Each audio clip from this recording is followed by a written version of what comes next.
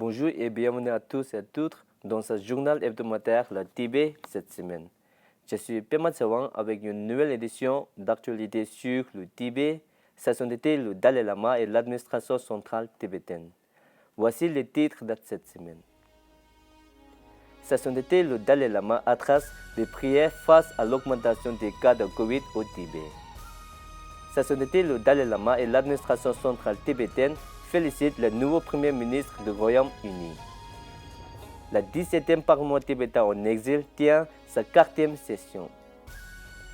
L'administration centrale tibétaine condamne la collecte et le prélèvement d'échantillons d'ADN par la Chine au Tibet. L'administration centrale tibétaine organise une prière pour les victimes de catastrophes naturelles et de cambriolage au Tibet.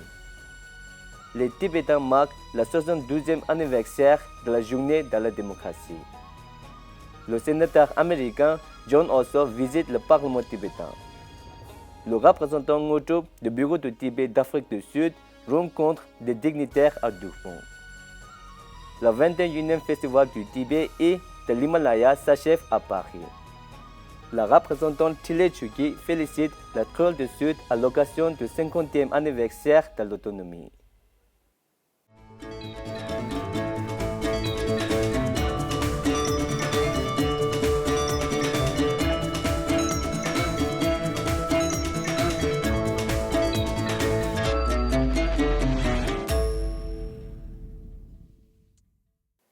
Sa sainteté, le Dalai Lama a offert ses prières pour aider à soulager les souffrances de la population en raison de l'augmentation des cas de Covid au Tibet et en Chine.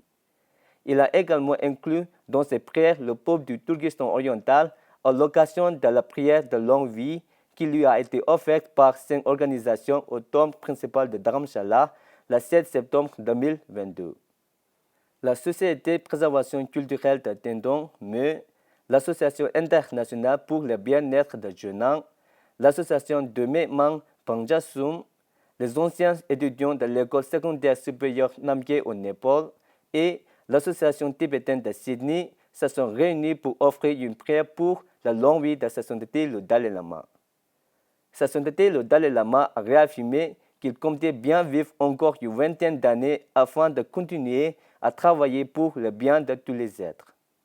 Quant à la Société de préservation de la culture Tendon de l'Arunachal Pradesh, l'une des organisations ayant offert la prière de longue vie, Sa Sainteté a remercié ses membres et souligné les liens étroits qui l'unissent aux habitants des autres régions himalayennes, dont l'Arunachal Pradesh. Sa Sainteté le Dalai Lama et l'administration centrale tibétaine ont félicité le Premier ministre britannique nouvellement élu Liz Truss. Dans sa lettre à Liz Truss, Sa Sainteté le Dalai Lama a mentionné que les Tibétains ont apprécié la longue et unique relation avec la Grande-Bretagne, ainsi que le grand intérêt et le soutien des amis britanniques pour les aspirations du peuple tibétain à la liberté et à la dignité. Sa Sainteté a exprimé l'espoir que le Royaume-Uni continuera d'apporter une contribution significative à la paix et à la stabilité de notre monde de plus en plus interdépendant. Dans sa lettre de félicitations à Liz Truss, Sejong Pemba Tsering de l'administration centrale tibétaine a exprimé son optimisme quant à la capacité du gouvernement britannique sous sa direction de continuer de faire avancer la cause des droits de l'homme dans la politique et les relations bilatérales du Royaume-Uni. Khenpo Sonam Tembe, le président du Parlement tibétain en exil, a félicité Liz Truss et déclaré que les Tibétains partagent la joie de sa victoire et l'a exhorté à soutenir la cause tibétaine. La 17e Parlement tibétain en exil a tenu sa 4e session à Dharamshala le 7 septembre 2022. Dans son discours d'ouverture de la session de 10 jours, le président Khenpo Sonam Tembe a réitéré la position ferme du Parlement tibétain pour renforcer et protéger les valeurs démocratiques de la démocratie tibétaine conférée par Sa Sainteté le Dalai Lama. La Chine continue de violer les droits fondamentaux et la liberté des Tibétains, y compris celle des enfants tibétains âgés de bien 5 ans. Les autorités chinoises de la région autonome du Tibet ont prélevé des échantillons d'ADN sur des Tibétains y compris des enfants à l'école maternelle, sans le consentement de leurs parents dans le cadre d'une campagne de détection des crimes, a déclaré Human Rights Watch le 5 septembre 2022. L'Organisation de défense des droits de l'homme a indiqué que des campagnes de collecte d'ADN étaient menées dans les 7 préfectures de la région autonome du Tibet et que les Tibétains n'avaient d'autre choix que de se soumettre aux autres. Le rapport cite des responsables chinois qui ont déclaré que les prélèvements génétiques étaient destinés à capturer les personnes en fuite et à doter les agences de sécurité publique des outils nécessaires pour réprimer efficacement les éléments criminels. Selon Human Rights Watch, la collecte par la Chine d'échantillons d'ADN en vue d'un partage systématique avec la police ou d'autres autorités ayant accès à sa base de données constitue une ingérence ou une violation de la confidentialité interdite par le droit international. Le porte-parole officiel de l'administration centrale tibétaine, Tenzin Leche, a qualifié cette campagne de tentative désespérée de la part de la Chine d'établir une légitime pour gouverner le Tibet et déclaré que cette action visant à renforcer un régime de surveillance impitoyable déjà existant violait les droits des Tibétains en vertu du droit international. The recent illicit collections of the DNA samples from the Tibetans, especially from the Tibetan young kids, small children, originated from their desperate attempts to legitimize their rule over Tibet. And in fact, with this collection of samples, DNA samples, it violates the international laws and breaking the human rights. And therefore, we strongly condemned such activities which are specifically drawn for their security purposes. And it is also one of the projects which makes China a surveillance state, right, and making Tibet under their regime. So we condemned China's illicit actions of collecting DNA samples of the Tibetan people. L'Australian Strategic Policy Institute a fait état de campagnes de collecte d'ADN menées par le gouvernement chinois au Tibet et au Xinjiang.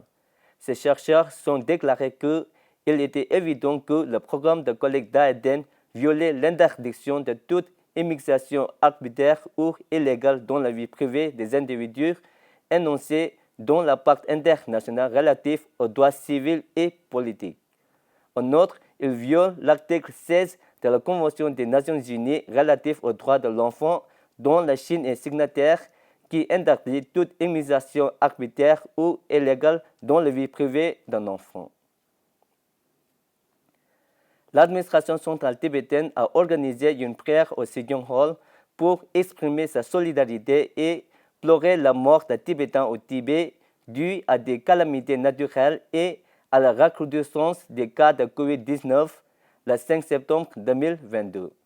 Selon les rapports, 5 Tibétains à l'intérieur du Tibet sont morts à cause d'une inondation, bien que l'étendue des dégâts matériels et des pertes de bétail n'ait pas été rapportée. S'adressant à l'Assemblée, Sejong a déclaré « Le bilan des victimes d'un récent tremblement de terre au Tibet n'a précisé pas combien d'entre elles étaient tibétaines et combien étaient chinoises. Indépendamment de leur nationalité, nous exprimons notre solidarité à l'égard de toutes les personnes touchées par la catastrophe naturelle qui a atteint 6,8 sur l'échelle de Richter. Tout en prenant note du renforcement des restrictions Covid, Sejong a fait remarquer que ces restrictions n'ont fait qu'ajouter aux difficultés des Tibétains à l'intérieur du Tibet et, bien qu'il soit difficile de confirmer le nombre de victimes, Sejong a souhaité aux Tibétains et aux Chinois toucher un prompt rétablissement.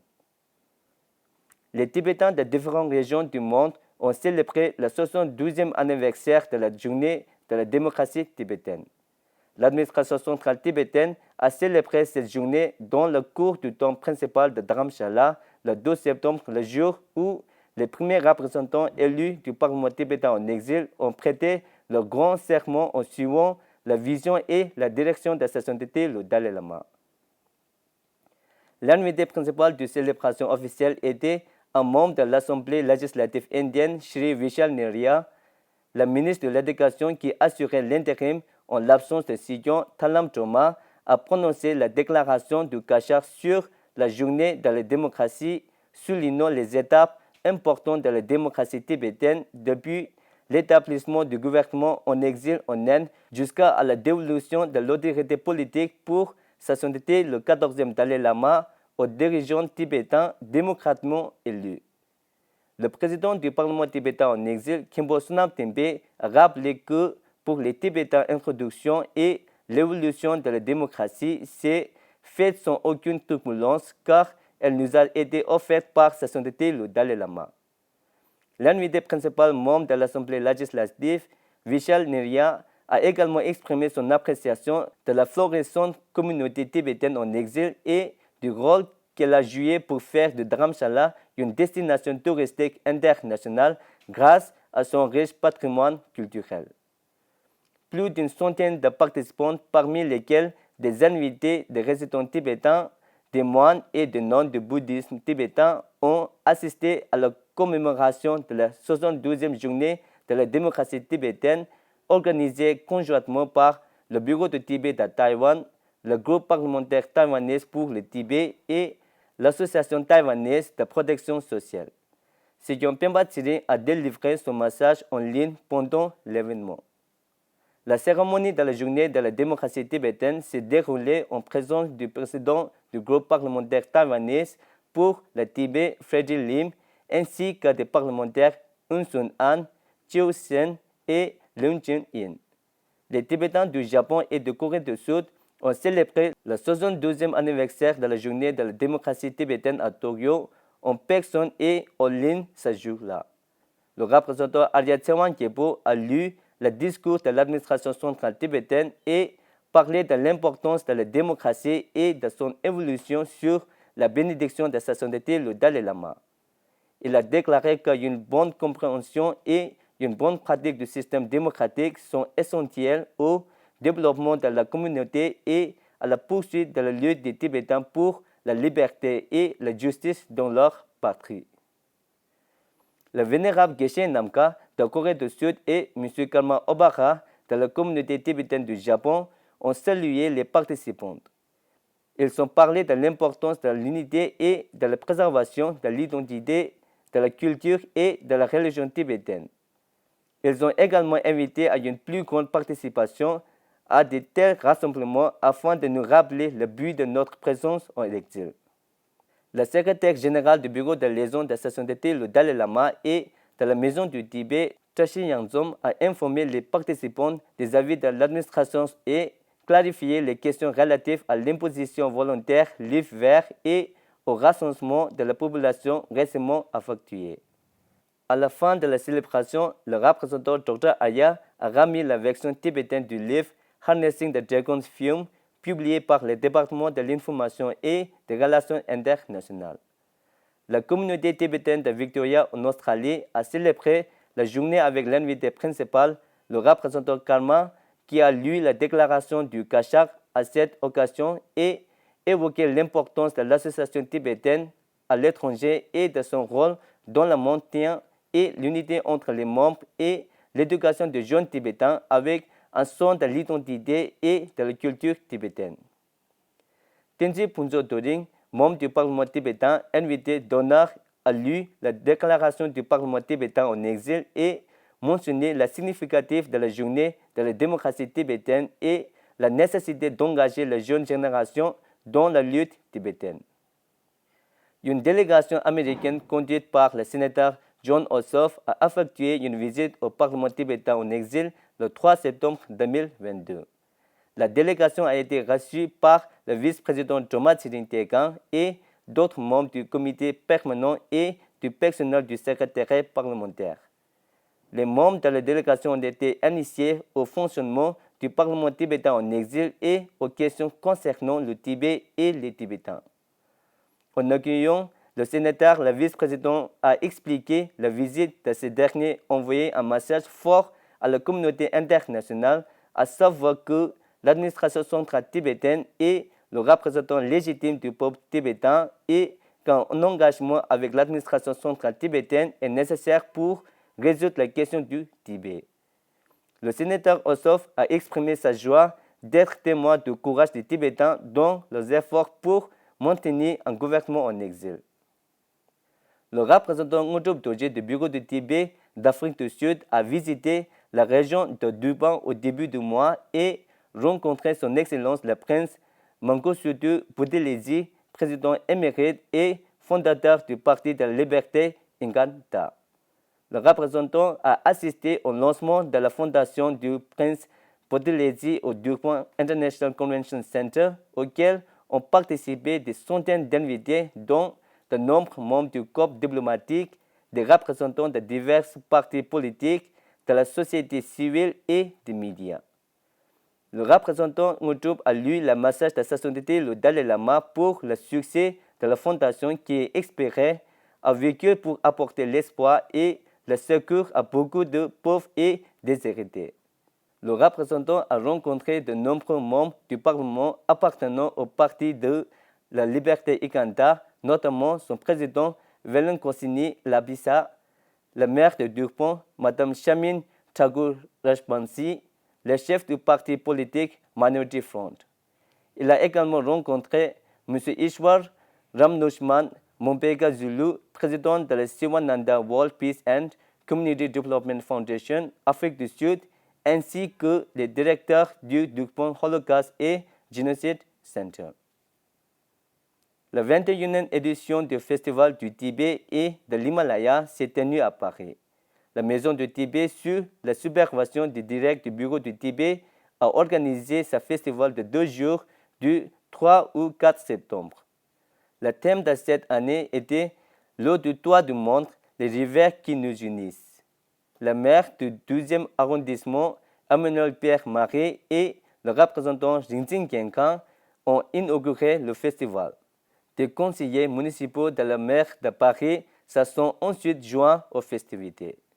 Dans son discours d'ouverture, le représentant Genkan a rappelé et rendu hommage à Mme Yutok, première femme représentante de sa sainteté le Dalai Lama à Paris, sous le mandat de laquelle le Festival du Tibet et de l'Himalaya a été créé en 2000, sans oublier le travail précieux de ses prédécesseurs masculins.